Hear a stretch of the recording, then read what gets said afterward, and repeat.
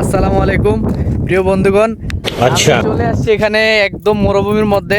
তো আমাদের একজন ভাই আছে এখানে, উনি হচ্ছে এই মাজরার মালিক। আচ্ছা। তো শুনি আসলে উনি কিভাবে এটা তৈরি করলো, এত বড় একটা মাজরা, ওনার কত উট আছে এখানে, আবার উনি নাকি সান্ডার চাষও করে। তো দেখি উনি কি বলে। আসসালামু আলাইকুম ভাই।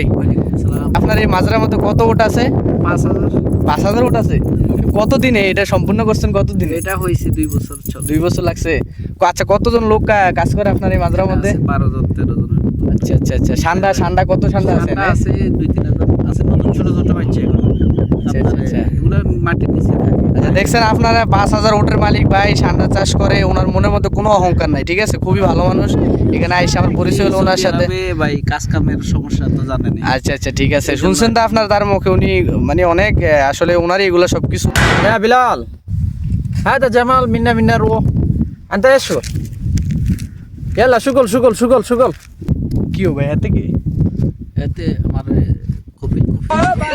কপিল আমরা করেন এটি মালিক আপনি? আমি তো মালিক, উনি আমার নামে আছে আর কি, মানে আমি ওনার নামে আছি। এতে যে আপনারা কইতেছে এটি ওটো টিয়া করতে না, ওটো টিয়া। আমি একটু দেখি, আমার কাজ আছে।